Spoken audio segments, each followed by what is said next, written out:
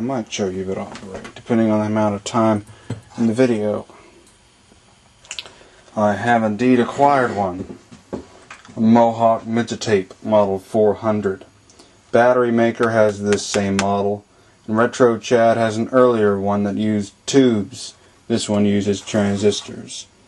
I recapped it and did some adjustments to try to get the belt on track, which is a spring belt, and it keeps liking to derail off the thing. So let's show it operate if we can. What I'll do is running off this power supply here. This power supply, by the way, I built in 2004. A Burgess battery. And it's 10.5 volts.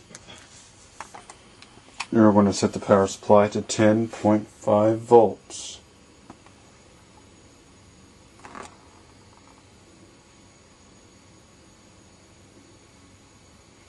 Perfecto. Pretty close enough.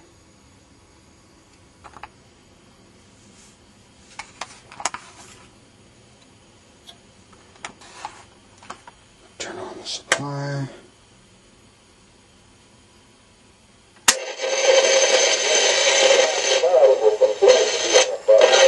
The static problem that I thought I fixed came right back.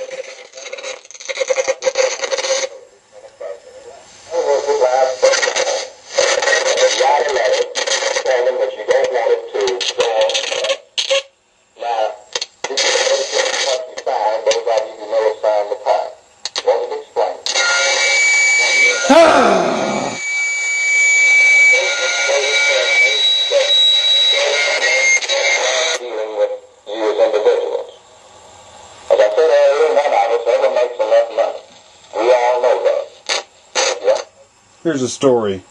I had this static problem, seemed to be a connection. I thought it was a micro crack on the circuit board, started putting solder over a lot of the printed circuits, didn't fix it.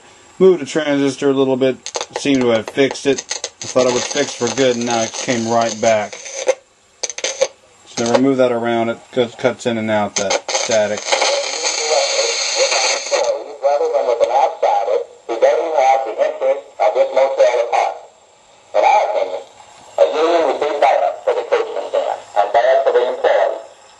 Uses this weird microphone jack I don't have. I haven't tested recording yet.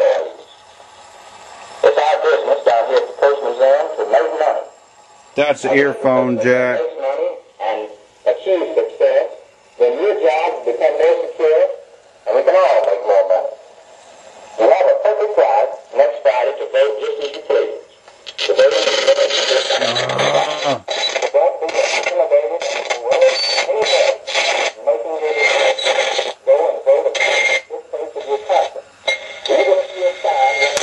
the reason why it's squealing is because it's literally feeding back like a microphone.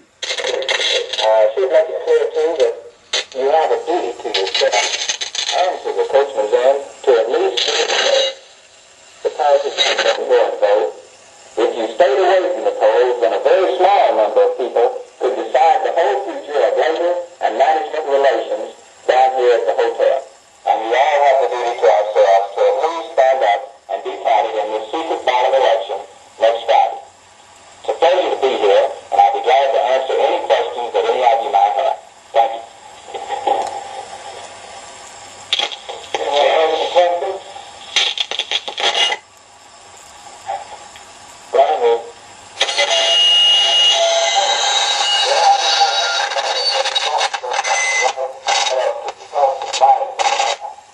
Of course, the motel is true.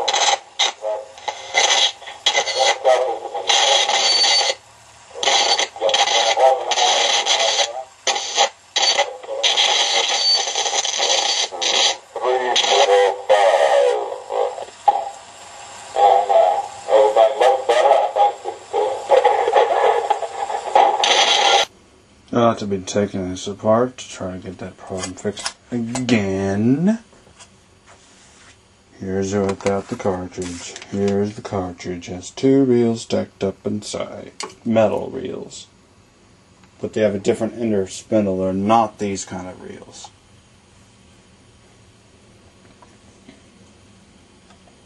if some of them had like a really big head thing. This just has two separate heads. As a matter of fact, the record play head is 2 tracks, although only 1 track is used. Also, a lot of them don't have this metal thing here. I got this without its microphone or anything else, just the machine with the cartridge and battery inside. It's a big drawback that the microphone was missing whenever I got it. I'd love to be able to make recordings on it, but I don't have to find out how to hook up to that weird jack there. Was able to find a schematic for this on the internet, luckily, so I could find where the weird connections go on the weird jack. It actually would use a mic and remote, but it actually has a switch to turn it on and off, as finding out from the schematic. Yes, you are watching me taking off screws. How exciting. And I'm wasting time and tape. Upload time, 50-minute time limit, you know. I was doing this as an extension of the video of this Mayfair reel to reel, but as it turns out, this video is a video by itself.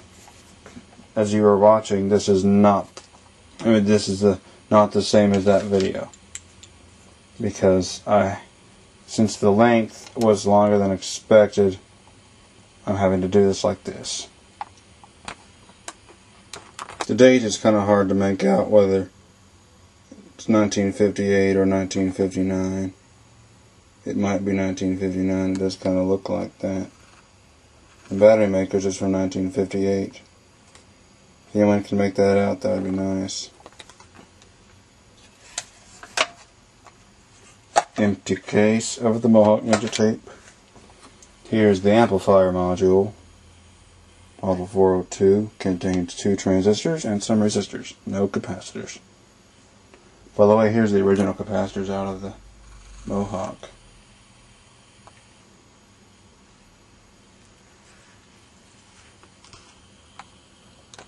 Too bright to see. There's basically your upper transport parts on it.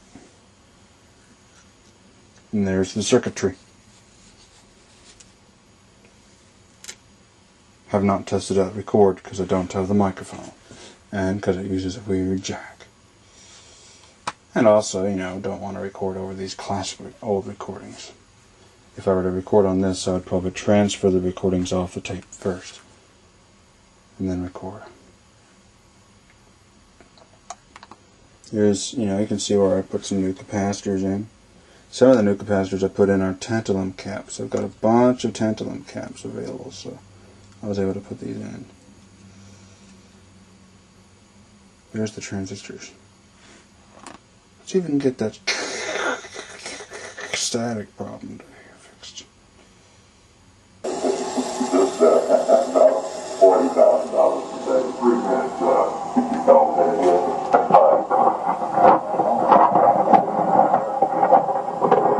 I want to work 3 days,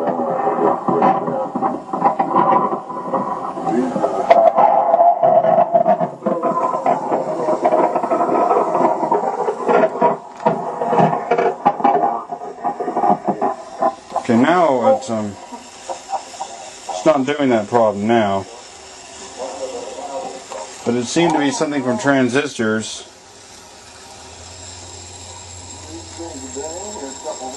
By the way, there's a lamp inside there.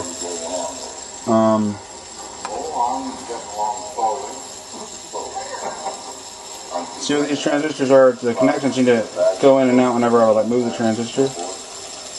It seems to be good now. Let's try putting it back in its case. Turn off the power to save battery.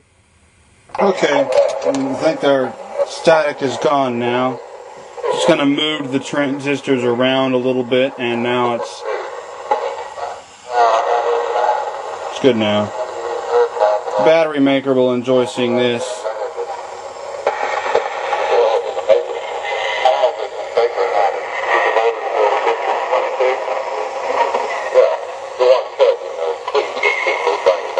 I'm going to turn this light off so you can see the lamp light up in there.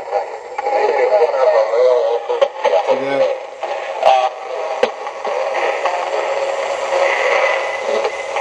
It has an incandescent lamp in there, and then it has a red thing on there so it will look red. Yep, and there's even this lamp here. Retro Chad has this model lamp, although his stand is different. Retro Chad's lamp has a bigger stand. This one has a clamping stand. The ballasts are in here, and they get really hot too, real hot. And this has the original buttons on it, this lamp, as you can see, but only one of it has the screw-on part. We've had this lamp. This was actually my grandfather's lamp originally, and sometime along the way, either me or Chris stuck a Del Monte sticker from a banana, I think, on there. But here's the Mohawk operating. I flipped the tape over, by the way. Really wish I had the mic. I'd love to conduct a test recording. I could always do a test. What I could do is I could put it in record, get my signal injector and touch it on those pins, and then see which one will end up being a sound. Seeing if it gets a sound on there. I don't know if it would record, but I don't really want to record over these recordings.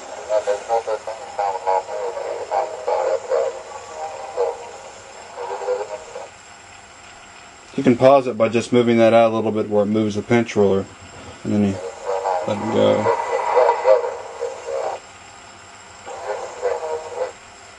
You know, I might just do a test recording. Okay, I conducted my short test recording by putting the signal injector, which just puts a high frequency sound in, touching the different pins. I think that the pin for the audio input is right there, because I heard a faint dee when I did it on that one. Now I want to try going to play it back. I want to put the camera right here. I don't know how much you'll see, but I'm going to have to do this manual rewind here. Do that, and then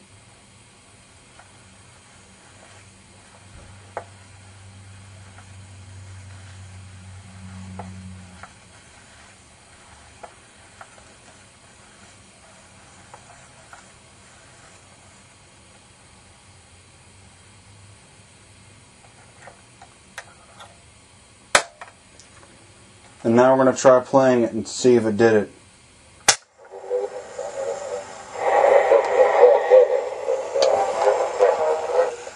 Okay, it erased. Shows the bias oscillator is probably working. Yep. That's the signal injector sound.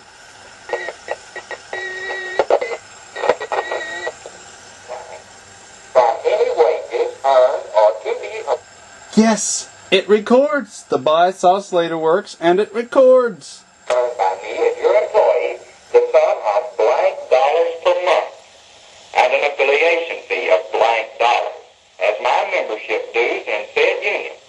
Well, now let's suppose that those dollars were filled in so that you didn't think that you were signing a blank assignment of your wages. Or suppose you were told that there wouldn't be any initiation fee. The card goes right on and says that it's either that amount or such amount as may hereafter be established by the union. I hope you enjoyed the video of this exciting machine. Someday I'd like to be able to make a jack for it, you know, to record with a microphone. I might be able to do is, if I can find some double-sided PCB material,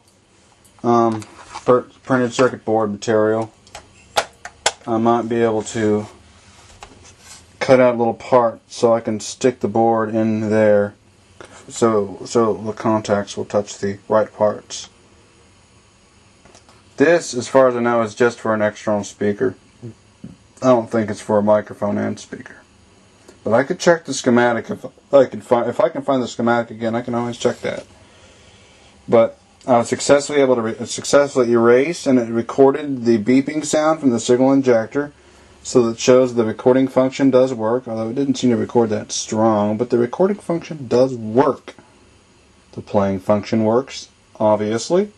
The transport's working, but the speed isn't very stable, and I think that's because the pinch roller's rubber is pretty hard, and there is some times whenever I'm starting up a cartridge, at least early on from the tape or something, where the tape, you can actually visually see it unstable and the roller slowing down or stopping because it's, while the capstan keeps turning, I'm sure it's the roller because the rubber's hardened. I might send the roller off to Terry Rubber and Rollers, but I only paid $10 at an estate sale for this thing. $10 for the Mohawk Midgetape. It's known for. See, there's other thing has audio.